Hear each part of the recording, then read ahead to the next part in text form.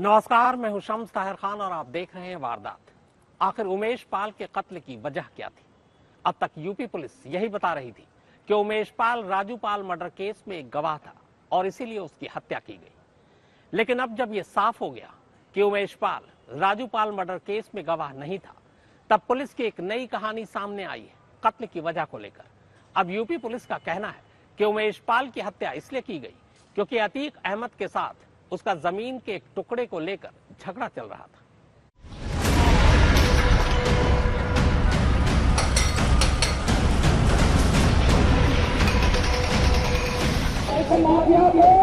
मिट्टी में मिला देंगे।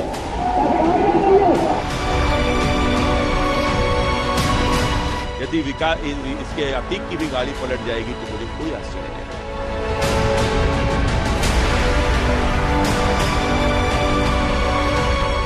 अगर पुलिस के गिरफ्त में आए जाएं तो बहुत हाय तौबा ना बचाएं, ताकि ड्राइवर कहीं पर असंतुलित हो जाए और गाड़ी पलट जाए।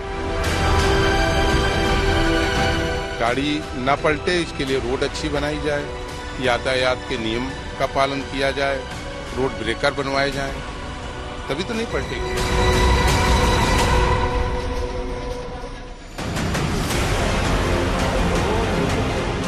इन तस्वीरों को आप प्रयागराज में दिन दहाड़े हुए उमेश पाल के मर्डर केस का साइड इफेक्ट भी कह सकते हैं और इसी हत्याकांड के इर्द गिर्द घूमती यूपी की सियासत का साइड इफेक्ट भी। जब से कातिलों ने प्रयागराज की सड़कों पर खून बहाया है, शासन प्रशासन से लेकर पूरा तंत्र मानो इसी वारदात में शामिल शूटरों को ढूंढने के काम में जुट गया। मामले से जुड़े शूटर तो फिलहाल फरार हैं, लेकिन शासन का गुस्सा उमेश पाल मर्डर केस के मुख्य आरोपी बाहुबली अतीक अहमद के नजदीकियों पर फूट रहा है।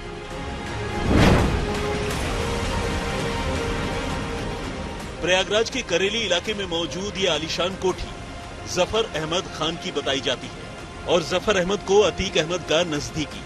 ऐसे में जफर की ये कोठी अब शासन के गुस्से की आंच में झुलसकर फरफरा कर गिर रही है, जमींदोज हो रही है। बुधवार की सुबह जब पीडीए यानी प्रयागराज डेवलपमेंट अथॉरिटी का ये बुलडोजर इस कोठी को गिराने शहर की इन गलियों में पहुंचा, तो कोठी की एक एक दरो दीवार को चकनाचूर होते हुए देखने के लिए तमाशबीनों की अच्छी खासी भीड़ लग गई। ये बुलडोजर अंदर तंग गली में लाया जा रहा है और इसके बाद इसको यहाँ पर जो खालिद जफर नामक जो व्यक्ति है, ये खालिद जफर नामक व्यक्ति के घर पर ये बुलडोजर चलेगा। प्रयागराज विकास प्राधिकरण के जो अधिकारी हैं वो मौजूद हैं, पुलिस अफसर मौजूद हैं, भारी संख्या में पुलिस फोर्स मौजूद है। बुलडोजर चूंकि तंग गली में है, आसपास में तार में फंसा हुआ है, तो इसको निकालने की कोशिश की जा रही है ताकि कोई बिजली किसी के घर की न कटे। और ये तमाम कोशिशों के बीच में तंग गली में ये घर बना हुआ है। यहीं पर रह रही थी अतीक अहमद की पत्नी शाइस्ता लंबे समय से, और शाइस्ता से जब बीते शुक्रवार को उमेश पाल हत्याकांड को अंजाम देने वाले शूटर्स शाइस्ता से यहीं पर मिलने के लिए आए थे और यहीं पर मिलने के बाद वो फरार हो गए थे। ये अभी तक जानकारी मिल पा रही है और शायद यही वजह है पुलिस को इस मामले में पुख्ता जानकारी थी और जिसके बाद अब ये कार्रवाई की जा रही है। चूंकि पुलिस इसमें लगी हुई है और पुलिस को पुख्ता सबूत मिलने के बाद ही ये कार्रवाई की जा रही है। बुलडोजर से कोठी को मिट्टी में मिलाने की ये कार्रवाई घंटों तक चलती रही और करीब 200 वर्ग मीटर में बने इस इमारत को मलबे के ढेर में तब्दील कर दिया गया। बताया गया कि इस कोठी को बनाने के लिए मकान मालिक ने पीडीए से नक्शा पास ही नहीं करवाया था, लेकिन जानकारों की माने तो असल में ये उमेश पाल हत्याकांड में अतीक अहमद का नाम सामने आने के बाद उसके करीबियों पर हो रही कार्रवाई की वो पहली किश्त है, जिसका ऐलान खुद सीएम योगी ने कुछ रोज पहले विधानसभा में ही कर दिया। इस माफिया को मिट्टी में मिला देंगे। सरकार किसी है गफलत में हो, ये माफिया है, इनको मिट्टी में मिलाने का काम करेंगे। बताया गया कि उमेश पाल की हत्या की वारदात को अंजाम देने के बाद शूटर इस कोठी में पहुंचे थे और यहीं उनकी अतीक की बीवी शाइस्ता परवीन से मुलाकात हुई थी। ऐसे में किसी न किसी रूप में उमेश पाल हत्याकांड की साजिश को अंजाम तक पहुंचाने में इस कोठी का रोल भी आ गया और यही इस कोठी के जमींदोज होने की एक वजह बन गई। पुलिस ने इस कोठी के मालिक जफर अहमद की जो जन्म कुंडली निकाली है उसके मुताबिक वो न सिर्फ अतीक का खासम खास है, बल्कि अतीक के गुंडाराज का एक अहम किरदार भी है। कोठी को गिराने के दौरान पुलिस ने उसके इसी मकान से 2 विदेशी राइफल और तलवार मिलने की बात भी कही। जिस व्यक्ति के घर पर ये बुलडोज की कार्रवाई की जा रही है, उसके घर से ये असलाहा मिला है। ये असलाहा लेकर के जा रहे हैं। ये कौन के घर से मिला है? घर से मिला। घर से मिला। क्या मिला? ये कौन सी बंदूक? इसके अलावा एक और गन थी अभी, वो भी मिली है। 2 मिली है। एक तलवार मिली है। अच्छा, ये कौन सी क्या मिला है इनके पास? ज्यादा आइडिया नहीं है, विदेशी गन है, ज्यादा आइडिया नहीं। विदेशी? ये कौन सी गन? और कितनी गन मिली है?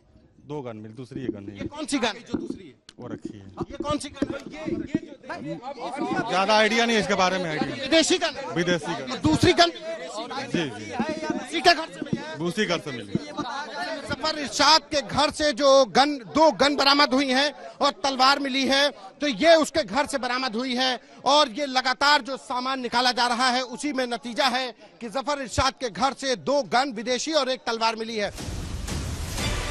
हालांकि अतीक और उसकी बीवी शाइस्ता परवीन के वकील खान सौलत हनीफ की माने तो ये कोठी कोई बेनामी संपत्ति नहीं, बल्कि बांदा के रहने वाले पत्रकार जफर अहमद खान की अपनी कमाई से खड़ी की गई थी और इसे बगैर किसी नोटिस के पीडीए के अधिकारियों ने ध्वस्त कर दिया। हाँ, ये जरूर है कि चकिया में अतीक अहमद का मकान तोड़ दिए जाने के बाद उनकी बीवी शाइस्ता समेत उनके घर के लोग इसी कोठी में साल 2021 से किराए पर रह रहे थे। लेकिन मकान श्री जफर अहमद आगा साहब का है जो है, और ये मकान बेनामी बताकर जो है श्री जफर अहमद खान को बिना नोटिस दिए एडीए इस मकान को गलत तरीके से, अवैध तरीके से ध्वस्त कर रहा है। श्री जफर अहमद खान को कोई नोटिस नहीं दी गई ध्वस्तीकरण की, उनको पता भी नहीं चला। उनको न्यूज़ के जरिए से पता चल रहा है कि उनका मकान गिराया जा रहा है। इस मकान में श्रीमती शाइस्ता परवीन, उनका परिवार सिर्फ किराए पर रह रहा था, किराएदार था। ये उनका मकान नहीं था।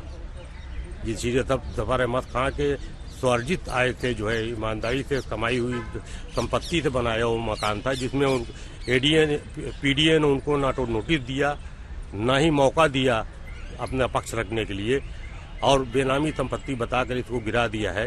ये बहुत ही जो है गलत काम किया है पीडीए ने। इसके खिलाफ जो है हम हाई कोर्ट, सुप्रीम कोर्ट, हर जगह जाएंगे। अब शासन के गुस्से की ये दूसरी तस्वीर देखिए। ये तस्वीरें लखनऊ के महानगर इलाके में मौजूद यूनिवर्सल अपार्टमेंट की है, जहां बाहुबली अतीक अहमद के फ्लैट पर पुलिस ने छापेमारी की है।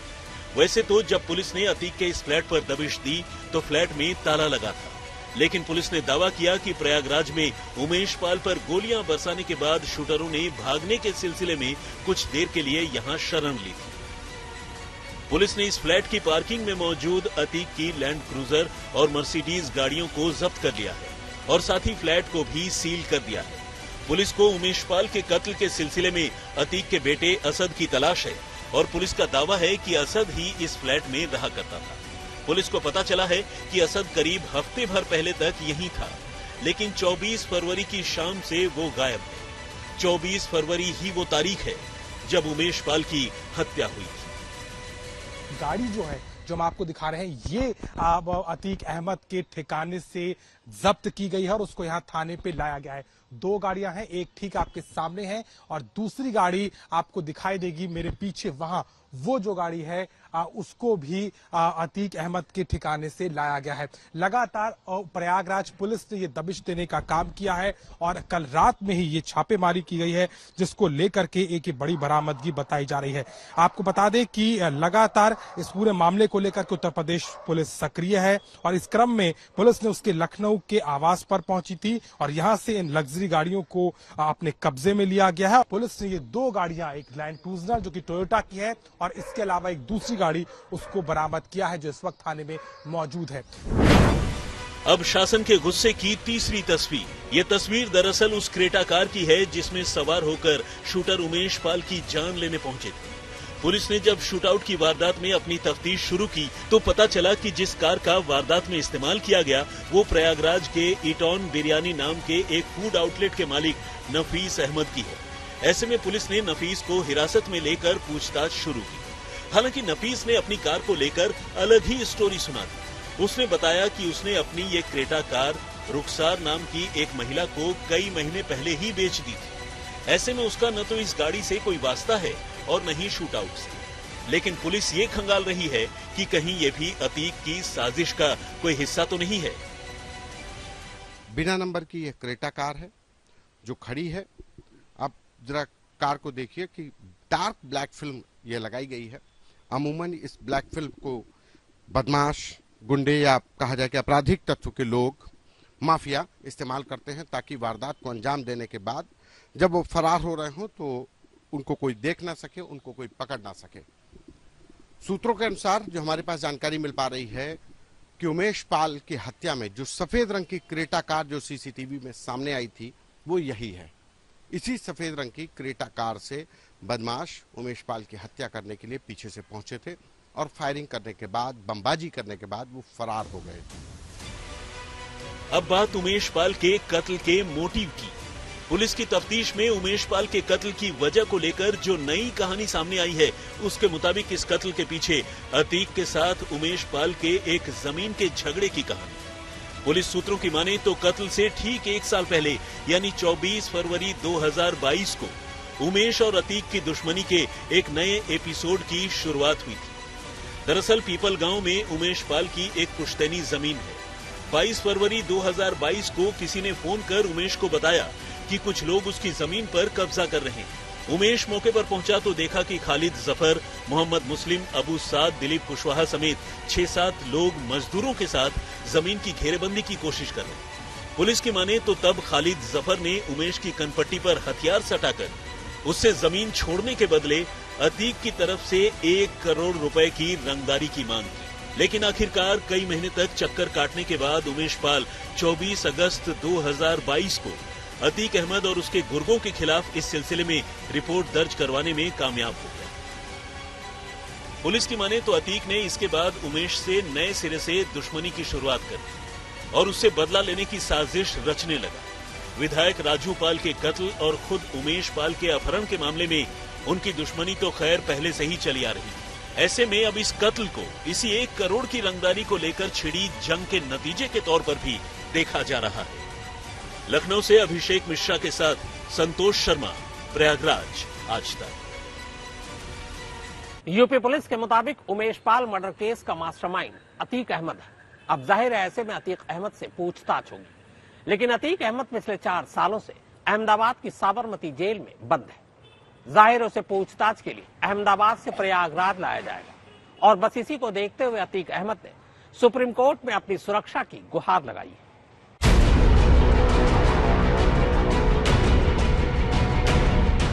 2 जुलाई 2020 को बिकरू के गैंगस्टर विकास दुबे की गाड़ी कानपुर के रास्ते में कुछ यूं ही पलट गई थी और तब गाड़ी पलटने के बाद हुए एक एनकाउंटर में दुबे को ढेर कर दिया गया था। एक वो दिन था और एक आज का दिन। अब करीब 2.5 साल बाद भी गाड़ी पलटने का खौफ यूपी के बाहुबलियों का पीछा नहीं छोड़ रहा है। उमेश पाल हत्याकांड के मुख्य आरोपी और यूपी के बाहुबली अतीक अहमद ने अब अपनी सुरक्षा को लेकर सुप्रीम कोर्ट का दरवाजा खटखटाया। अतीक ने इस सिलसिले में सुप्रीम कोर्ट में लगाई अपनी अर्जी में कहा है कि यूपी में उसके खिलाफ दर्ज मामलों की सुनवाई के लिए उसे गुजरात से बाहर और खासकर यूपी न भेजा जाए। अतीक गुजरात की साबरमती जेल में बंद है और उसके वकील खान सौलत हनीफ ने इस याचिका पर अर्जेंट सुनवाई के लिए सुप्रीम कोर्ट से फरियाद की है और ये समझा जाता है कि गुरुवार सुबह चीफ जस्टिस खुद इस मामले की सुनवाई कर सकते हैं।